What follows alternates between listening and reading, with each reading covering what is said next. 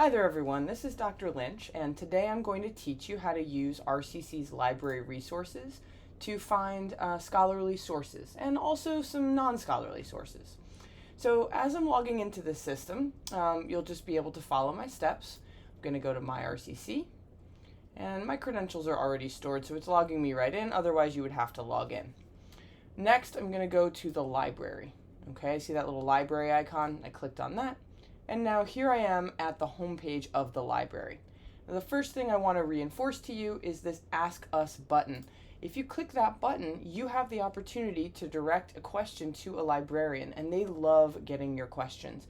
I would strongly urge you to ask the librarians for help with your research for your facilitation project. I think that's a great way to make sure that you're getting some really strong resources. Okay, so don't be afraid to ask the librarians questions.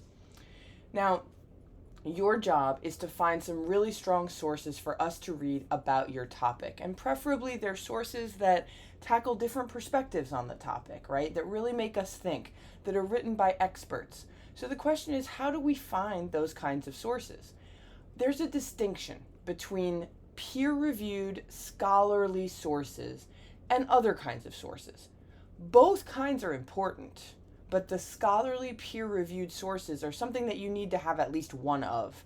And that may be the kind of thing that you're not familiar looking at. So I want to explain what that is and how to find it in this video today. So first of all, if I, someone with a PhD, need to write an article that is going to advance the knowledge in my field, I'm going to do a whole bunch of research. I'm going to be very careful about how I present that. I'm going to be very accurate. I'm going to include counter opinions and refute them. I'm going to do all kinds of really important work to make sure that my argument is strong. And then I would submit it to a scholarly journal. And that journal has other people like me with PhDs who are working with the editors to determine whether my argument is sound. And if they determine that it's sound, they don't have to agree with it, but if they determine that it's a strong argument and that it should be published, then the editorial board of the journal will publish my article. That process is called vetting or peer review. It's when other experts review an expert's writing and they decide that it has merit. Okay, again, they don't have to agree with it. They just have to decide that it's strong research and it should be out there in the world. That process of scholarly peer review means that anything published in an academic journal has been very thoroughly reviewed and you can trust it, okay? And that's why I'm asking you to find at least one such source, one scholarly source. How do you do that? The best way to do that is to look at RCC's databases. So we go down here, okay, and we see here that you have under search tools, databases A through Z. If we look at databases A through Z, we also see that we can toggle between databases by subject and databases alphabetical. If we're looking by subject, the first heading here is all-purpose databases, followed by databases broken out by certain disciplines: history, music, health, philosophy, psychology, science, etc. Okay? I would start with the all-purpose databases, but you can also narrow your focus. So for example, if you're writing about something that we decided not to study this semester, if you're writing about gender and you're writing about gender inequality, you might want to go to psychology and sociology and look in those more focused databases. But for now, let's look at the all-purpose databases. One of the best places to start in your research is Ebsco Academic Search Complete, which gathers a ton of periodicals and nearly 6,000 peer-reviewed journals. That's what a database is. It's a collection of, in this case, journals. Now, databases more broadly has a different definition, but when we're doing research academically, we think of databases as aggregated journals. And this database has more than 6,000 of those peer-reviewed journals. So let's click on Ebsco Academic Search Complete. Okay, now it's going to make me re-enter my username and password, so I'll go ahead and do that. If you have any questions, by the way, about the difference between scholarly sources and other sources, you can always review your reading strategies module, because in that module, we discuss, and that module actually goes into the difference between peer-reviewed and non-peer-reviewed sources. So we're presented with a search bar. It's a little more complicated than Google, and that's okay. What we want to do for this project, this hypothetical project, is we want to search gender and we want to search, let's see, inequality. And specifically, I'm interested in, you see how it filled in things for me? Equality in education, equality in healthcare, inequality in America, inequality in the workplace. I'm going to do gender inequality in the workplace, okay? And I've put in 2 search terms now, okay? And now I would like to limit my results in certain ways. First of all, I only want scholarly peer-reviewed journals, so I'm going to check that box. And I'm pretty sure I'm going to start by only wanting things that I have access to. The full text is available, so we'll start there, okay? Now you'll notice that I haven't selected anything from these drop-down menus. I could. Right now, I'm just going to let it default to all text, okay? And I'm just going to hit search. But again, I'm just beginning my search process. I expect that this will give me a lot of different results. But if it doesn't, if I'm having trouble, I'm going to reach out to the librarians, okay? So I'll hit search, and let's see what we come up with. It's going to take a minute. It's searching for the terms gender and the term inequality in the workplace. It's searching for articles where the full text is available, and is searching within scholarly peer-reviewed journals, okay? Here are my results, 706, okay? So now we start to look, right? Are these sources something that we're interested in? Do we think that they'd be relevant to our project? So if you were a group presenting on this, you would just start scrolling through the titles and see if anything sticks out to you. So here's one on Korea, for example. This first one is about gender relations at the digitalized workplace. So this is interesting. This was published very recently in 2020. This is about, the pandemic and working in the pandemic. If we keep going, supportive workplace diversity policies, the role of race, gender, and beliefs about inequality. That could be interesting. Here's one about the UK. Here's one about surgery. That's very interesting. We can always, shift our focus. So for example, if we've got a lot of different regions in the world that are being discussed here, we could go back up to the very top and add United States of America, right, in here, so that we're only refining our search results to the United States. If I hit search again, and again, it's going to take a minute, but you'll see that the number of results is going to shrink down, okay? And it's going to be a little bit more relevant to us. There may still be some other results that aren't America that may still squeak through, but most of these are going to be about America. Here's one that's talking about gender composition and the share of management that certain genders have, tipping points in the workplace, gender discrimination in Nigeria. So again, that one is not quite about the U.S. Promoting gender equality through regulation, the case of parental leave. That could be an interesting one. If you're interested in employment policies here, that might be helpful. Racial and gender trends and trajectories in access to managerial jobs. What are the trends in terms of gender breakdown for management positions? Now, let's say that, so we're scrolling through, we see some that are interesting. I just want to tweak the search terms a little bit. I want to make it a little broader. I want to do gender inequality, more broad, and I want to put quotation marks around United States. And I want to actually do this. I want to do United States or America or USA or US. So I want to try to be a little more specific. We'll hit search again. So you see that doing these searches means you keep refining your searches, you keep trying different things until you are getting something that interests you, okay?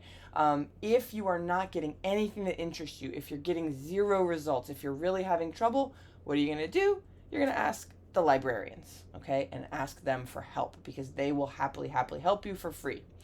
So here we made our search a little more broad. We're no longer looking at just gender inequality in the workplace, but we are trying to look for gender inequality in the United States. And, if we scroll down, we're getting a few different, kinds of articles here. This is interesting. It's a constitutional comparison of gender equality guarantees in the U.S. and South Africa. If you wanted to compare what 2 different countries have. Men and women at work, occupational gender composition, and effective. That means emotional well-being in the United States. That seems interesting. Social class, gender, and contemporary parenting standards in the United States. This is a national survey. Pre-pandemic, September 2019. Then gender pay gap in the USA, a matching study. This came out in January of 2020. Okay, let's try this one. We might be interested in the pay gap. I know a few of you were. So if we click on this particular link here, we're going to be taken to a page that tells us more about this article. Okay, first of all, it tells us who the authors are. It tells us the source, the Journal of Population Economics.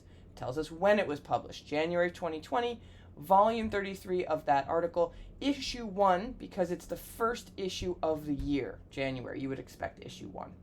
It also tells us the page range, and the fact that this is over 30 pages is good. You're looking for articles that are above 10 pages. For most of what you share with our class, these should be good, strong articles.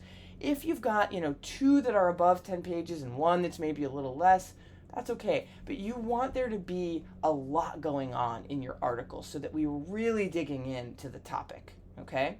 And again, for this particular facilitation project, not all of your articles have to be scholarly, but at least one of them should be, and you might want to have all of them or 2 of them, right? Because you're really looking for good research. Now, we're going to scroll down here to the abstract. The abstract is the summary of the article, and this is how you decide whether the article is worth reading further or whether you let it go and you go back to your search terms, okay? This study examines the gender wage gap in the USA using 2 separate cross-sections from the current population survey. There's extensive literature on this subject. It includes wage decompositions that divide the gender wage gap into explained and unexplained components. There are problems with this. There are difficulties, and as a result, this study uses a number of different matching techniques to obtain estimates of the gap. Okay, it's going to explain how the study was done. And then if you're interested in this, you can look at it right here, HTML full text, okay? Or you can download the article as a PDF, okay? Either way is fine. I actually love getting the PDFs. I think they look really nice. They're a little easier for me. I like to work offline sometimes. So I'm going to click over to the PDF. And again, you'll see that some of this takes a little time. But here's the PDF. It starts with the abstract. Then you're going to get the introduction, right? If you're skimming through this article to see if it's relevant to you, you would read through the introduction, and then you would start to skim the first few sentences of each paragraph. This essay starts after the introduction with a literature review, which is very common in scholarly essays, and it's really helpful to have a literature review. What that means is that you're getting the author's discussion of the articles that have been done on this topic before them, right? So where has the work been until their article? And they're going to talk about the gap they're trying to fill in the research, okay? So reading a literature review is really helpful. This will also point you towards sources that they use in their article, which is good because you're going to need to talk about at least one of these sources in your introduction that you write to this article, okay, if you choose this one. So a literature review is very helpful. Also very helpful is the end of the paper, the references list or the bibliography, and we'll get there in a second. Then you'll see here this essay is talking about, this article talks about the data that it uses. It has that section. Okay, there are some nice visuals here. The section is divided into subsections. Then when we get to section 4, we're talking about the methodology. How did they conduct their research? Okay, they're referring to lots of different scholarly sources as well when they do that. They're going to talk about, again, this specific method, matching analysis with a single treatment variable. What does that mean? Okay. And you'll continue on and you'll skim and you'll see if this is something that you want. You'll see that there's a lot of visuals here in this particular article. Some articles don't have a lot of visuals, some do. And, after you've skimmed through the article, you'll decide, is this something that I think I want to work with? If so, you'll make some notes on it, you'll set it aside, and you'll maybe do some more research, okay? If it's not something you want to work with, then you let it go. Make sure, though, that before you finish, you've read the conclusion. So you always want to read the intro really carefully, and you want to read the conclusions really carefully. That's a part of the skimming process. And then after the conclusion, you're usually going to find a reference list. This is where all of the research that was consulted in the writing of this article appears. okay? And remember, you're going to need to refer to a source that your article is working with, and you'll need to explain how your article is working with one of their sources in your introduction. So it's important to have some kind of reference list or mentions of other sources and other writers and other researchers in your article. Okay? So the process of research is to move between, right, what we just saw here, an article, and the search results that you've got, to ask the librarians for help. Okay? When you're looking outside of scholarly sources, you can go back to the library, to the library's homepage. You can look at you can look at the Wall Street Journal, you can look at the New York Times. You can also do Google searches. You can, for example, search Google Scholar. And if you're interested in Google Scholar, if you just Google it here. And in this case, you're looking for articles. Here we could do, gender inequality as a phrase. And that's a very, very broad term, right? We're getting, almost 3 million results. But there are some interesting results. You could whittle it down. You could say gender equality in the workplace, for example, and that would give you about 481,000 results. You could say gender equality in the workplace and America, right? And that gives you 352,000 results. So there's a lot of different ways to do your research. What you're looking for are texts that are going to really help you present the topic to the class. And remember, one of them has to be scholarly and peer-reviewed. So if you have any questions about that, you are welcome to ask me, and of course to ask the librarians. So I'm looking forward to helping you with this project. I hope this video helped a little bit, and I will see you in class.